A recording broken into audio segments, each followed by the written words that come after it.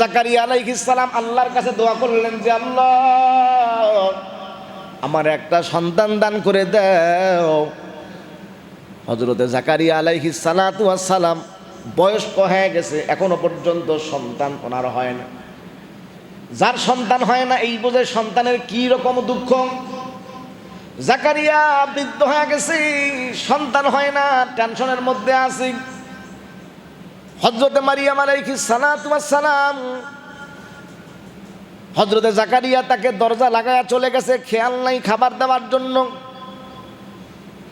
বহুক্ষণ পর হযরতে জাকারিয়ার মনে পড়েছে মারিয়ামকে আমি ঘরের মধ্যে রেখে আসছি, মারিয়ামকে তো আমি খাবার দেই নাই, তাহলে মারিয়ামের না জানি কোনো কষ্ট হইতেছে। হযরতে জাকারিয়া যখন দরজাটা খুললেন দেখেন হযরতে মারিয়ামের সামনে এমন কিছু ফল ফ্রুট দেখা যাইতেছে যেইগুলি এই সিজনের না, এই সময় যেইগুলি পাওয়া যায় না।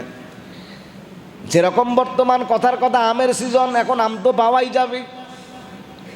এখন যদি কেউ লিচু চায়, লিচু কিন্তু এখন পাওয়া যাবে না, কারণ লিচুর সময় শেষ হয়ে গেছে। হযরতে মারিয়াম আলাইহিস সালাম তার সামনের মধ্যে এমন কিছু ফল দেখা যায় যেই ফলগুলো এখনের না, আনসিজন ফল হযরতে মারিয়ামের সামনে। জাকারিয়া আজিব হয়ে গেল, ডাক দিয়া বলে মারিয়াম এত সুন্দর আনসিজন ফল তোমাকে কে দিল? দরজা তো এখনো পর্যন্ত বন্ধ আছে। হযরতে মারিয়াম ডাক দিয়া বলে ইন্নাল্লাহা ইয়ারযুকু মান ইয়াশাউ বিগাইরি হিসাব।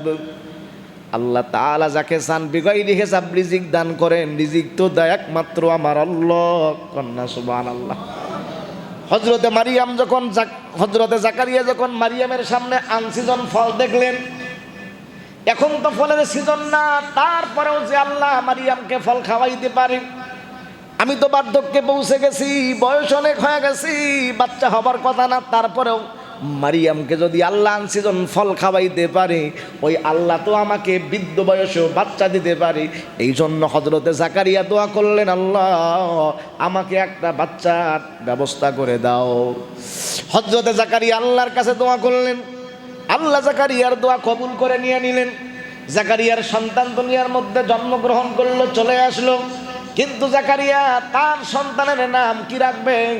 আল্লাহ বলে জাকারিয়া সন্তানের নাম নিজে রাখা যাবে না, আমি আল্লাহ তোমারে জানা দেই, আমি আল্লাহ নিজে তোমার সন্তানের নাম রাখি দিলাম। আল্লাহ বলে উবাশশিরুকা বিগুলাম,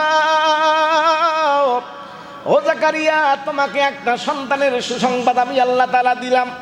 নাম কি হবে? বলে ইসমুহু ইয়াহইয়া, তোমার সন্তানের নাম হবে ইয়াহইয়া। আল্লাহ তাবারক ওয়া তাআলা সন্তানের নাম কি হবে নিজে রেখে দিলেন। কন্যা সুবহানাল্লাহ। তো সন্তানের নাম এটা হলো সন্তানের 2 নম্বরের হক। কিন্তু আজকে আমরা সন্তানের নাম রাখি। ইসলামিক এমন একটি সময় ছিল মানুষ সন্তানের নাম রাখার জন্য ওলামা ইকরামের কাছে চাইতো, ইমাম সাহেবদের কাছে চাইতো। এখন সন্তানের নাম রাখার জন্য মানুষ ওলামা ইকরামের কাছেও যায় না, কোনো কোথাও যায় না, ডাইরেক্ট গুগলে সার্চ দেয়। গুগলে সার্চ দিয়ে যেটা পছন্দ হয় সেটা রাখে। এগুলি রাখতে গিয়ে অনেক সময় ভুলও করে ফেলে। শুধু অর্থ দেখে দেখে নাম রাখা যায় না। কোরআনের মধ্যে তো অনেক নাম আছে। একজন নাম রাখছে তুকাজ জীবান, সন্তানের নাম রাখছে তুকাজ জীবান। তুকাজ জীবান নাম রাখছো কেন? কোরআনের মধ্যে আছে তুকাজ জীবান। বলেন তো কোরআনের মধ্যে থাকলেই কি সেটা নাম রাখা যাবে? একটু কথা বলেন না। কোরআনের মধ্যে যেটা আছে থাকলেই কি নাম রাখা যাবে? ফেরাউনের নাম তো কোরআনে আছে, নাম কি ফেরাউন রাখা যাবে? তো ফেরাউনের নাম কোরআনে আছে, ফেরাউন তো রাখা যাবে না। আবুল আহাবের নাম কোরআনে আছে, আবুল আহাবের নাম তো রাখা যাবে না। তো সুতরাং কোরআনে থাকলেই যে নাম রাখতে হবে বিষয়টা এমন না, দেখতে হবে নামের অর্থ কি, ঠিক আছে কিনা। সাহাবা ইকরামের নামের সঙ্গে নাম মিলিয়ে রাখে। একটা দুর্বল হাদিস, কিয়ামতের ময়দানে আল্লাহ তাবারক ওয়া তাআলা অনেক আল্লাহর বান্দাকে শুধু নামের ওসিলা আল্লাহ তাআলা মাফ করে দিয়ে দিবেন। শুধু নামের ওসিলা আল্লাহ তাআলা ডাকবেন খাদিজা মহিলাদেরকে, খাদিজাকে ডাকবেন, খাদিজা এই দিকে চলে আস।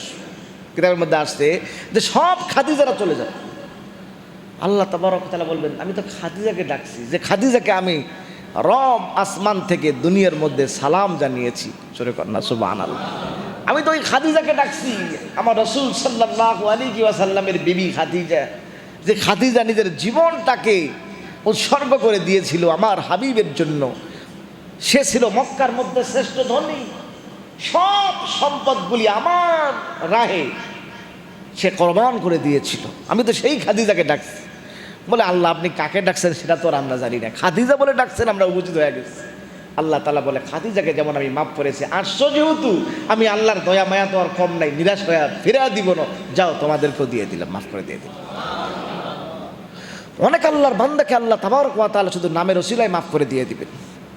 যারা আমরা মসজিদের মধ্যে টাকাগুলি দান করব, টাকাগুলি আমরা হাতের মধ্যে নিয়ে নিই। তো হযরত ঈসা আলাইহিস সালাতু ওয়াস সালাম উনি বলেছিলেন যে ওয়াসসালাম আলাইয়া, আল্লাহ তুমি আমাকে সালামতি দিও, শান্তি দান করে দিও, সালামতি দিও। কোন সময়?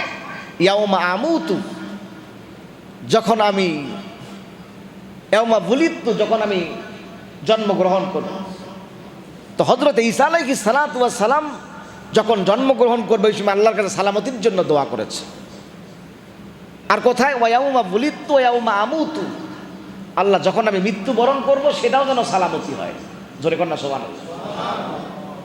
মৃত্যু কোন জায়গায় হবে এই জন্য আল্লাহর কাছে আগে থেকে দোয়া করা। আমাদের বুজুর্গদেরকে আমরা দেখেছি, বুজুর্গদের কেতাব থেকে আমরা পরে আমরা জানতে পেরেছি বুজুর্গরা সবসময় আল্লাহর কাছে মরণ কোন জায়গায় হবে আল্লাহর কাছে দোয়া করতেন যে আল্লাহ আমার মরণটা যেন ভালো জায়গার মধ্যে হয়। বুজুর্গরা দোয়া করতেন। এই